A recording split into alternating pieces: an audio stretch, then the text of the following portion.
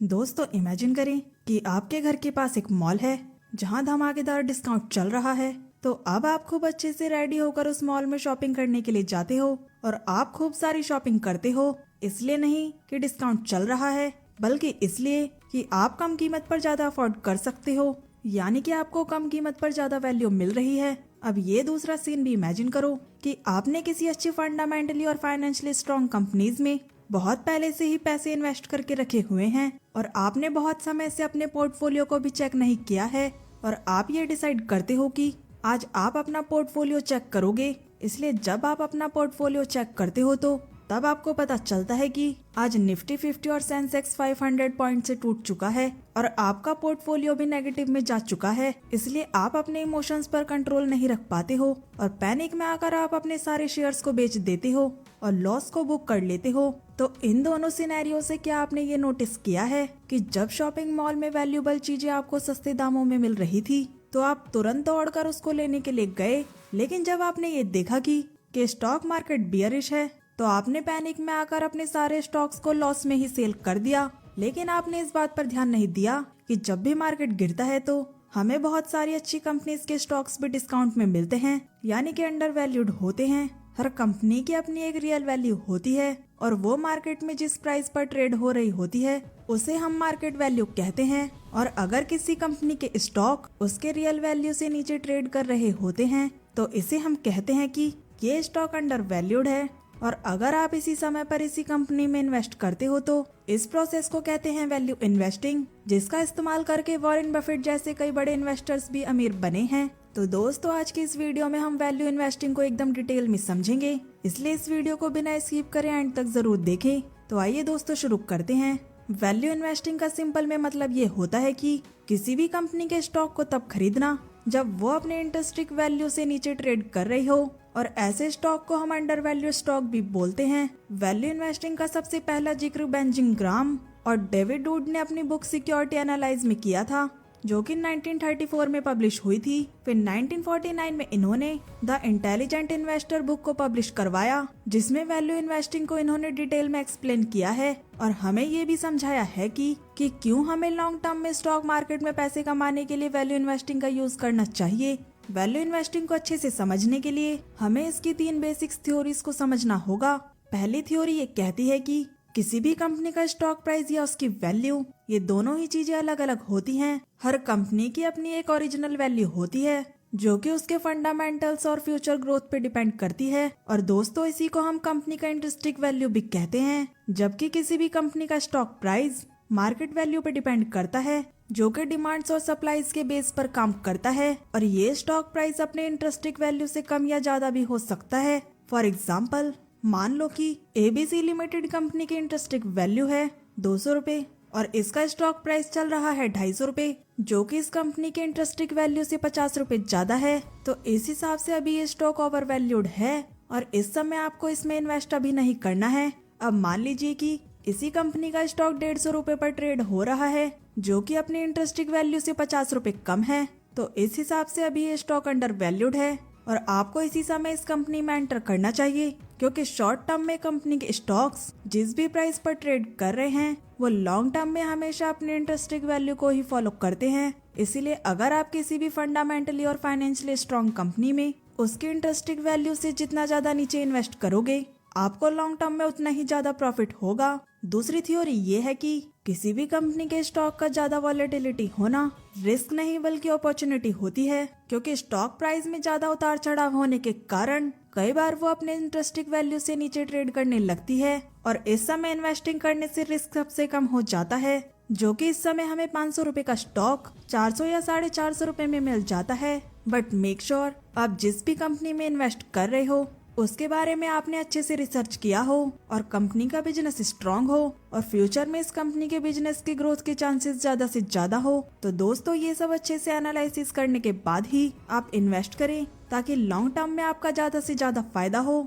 तीसरी थ्योरी ये कहती है कि मान लो कि XYZ लिमिटेड कंपनी की इंटरेस्टिक वैल्यू 300 रुपए है और उसका स्टॉक प्राइस 400 रुपए पर चल रहा है, तो फ्यूचर में कभी ना कभी इस कंपनी के स्टॉक प्राइस 300 रुपए के आसपास आएंगे ही आएंगे। ठीक इसी तरह अगर इस कंपनी के स्टॉक प्राइस 200 रुपए पर चल रहे हैं तो ये लॉन्ग टर्म में 300 रुपए के आसपास आएंगे ही आएंगे। और वैल्यू इन्वेस्टिंग के अकॉर्डिंग आपको किसी भी कंपनी में तभी इन्वेस्टिंग करनी चाहिए जब वो अपने इंटरेस्टिंग वैल्यू से नीचे ट्रेड कर रही हो, यानी कि जब वो स्टॉक अंडर वैल्यूड हो। पर इस समय इन्वेस्ट करना काफी मुश्किल डिसीजन लेने का काम होता है, क्योंकि किसी भी कंपनी का स्टॉक अंडर वैल्यूड तभी होता है तब लोग उसे ज्यादा से ज्यादा सेल कर रहे हो। इसीलिए दोस्तों आपको इस समय वॉरेन बफेट के 2 रूल्स को फॉलो करना चाहिए। फर्स्ट रूल है be fearfully when others are greedy and be greedy when others are fearfully. जब मार्केट में लोग डर के मारे अच्छी कंपनी के स्टॉक्स को बेच रहे हैं तो आप खरीदो। जब लोग लालच में आकर इन्वेस्टमेंट कर रहे हो तब आप बेचो। सेकंड रूल है value investing is simple but not easy, यानी कि वैल्यू इन्वेस्टिंग सिंपल तो होता है पर इजी बिल्कुल भी नहीं होता, क्योंकि वैल्यू इन्वेस्टिंग में आपको इमोशनली बेस्ड डिसीजन नहीं बल्कि प्रैक्टिकल बेस्ड लॉजिकल डिसीजन लेने की सख्त से सख्त जरूरत होती है।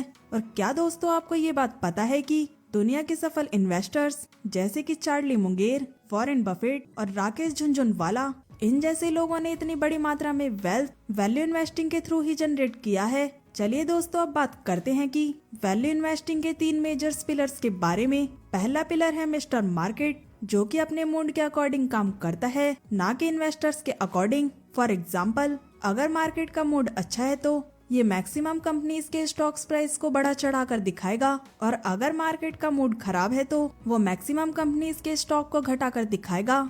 इसीलिए अगर आप किसी भी कंपनी में एंट्री करते हो तो ये बिल्कुल भी जरूरी नहीं है कि कल आपको प्रॉफिट ही हो, क्योंकि आप किसी भी प्राइस पर एंट्री करो, लॉन्ग टर्म में वो अपनी कंपनी के फंडामेंटल्स को ही फॉलो करेगी और इसी के अकॉर्डिंग आपको प्रॉफिट या फिर लॉस होगा।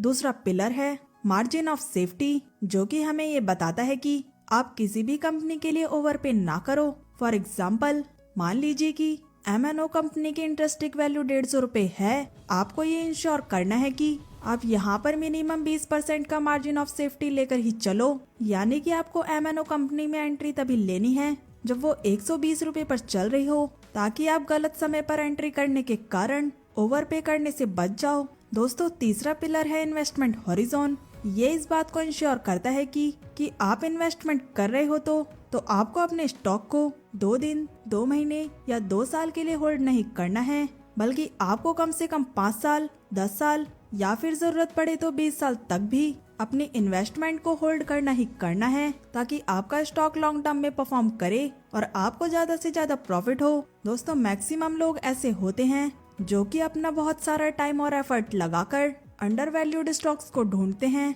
लेकिन जब उन्हें कोई अंडर वैल्यूड स्टॉक नहीं मिलता है तो वो अपना डिसिप्लिन लूज कर देते हैं और इमोशंस में बहकर किसी ओवर वैल्यूड स्टॉक में अपने बड़े अमाउंट को इन्वेस्ट कर देते हैं, और जब वो स्टॉक अपने इंटरेस्टिंग वैल्यू के पास आता है तो उन्हें लॉस होने लगता है। इसलिए अगर आप वैल्यू इन्वेस्टिंग करना चाहते हो तो आपके लिए डिसिप्लिन को मेंटेन करना बहुत ही जरूरी होता है, और आपको तब तक इन्वेस्ट नहीं करना है जब तक आपको कोई अंडर वैल्यूड स्टॉक नहीं मिल जाता। और दोस्तों इस बात का ध्यान रहे कि आपको उसी कंपनी में इन्वेस्ट करना है जो कि प्रॉफिटेबल हो और साल दर साल वो अपने प्रॉफिट को भी बढ़ा रही हो। और साथ ही आपको इस बात का भी ध्यान रखना है कि जब भी कोई स्टॉक अपने इंटरेस्टिंग वैल्यू से नीचे ट्रेड कर रहा होता है और अंडर वैल्यूड होता है, तब ज्यादातर न्यूज चैनल्स वाले और कई सारे एडवाइजर्स ऐसे स्टॉक्स को सेल करने की एडवाइस देते हैं, और इसीलिए ज्यादातर लोग इस समय ऐसे स्टॉक्स को बेचने लगते हैं। और दोस्तों आपको इसी समय ऐसे स्टॉक्स में एंट्री लेने की जरूरत होती है,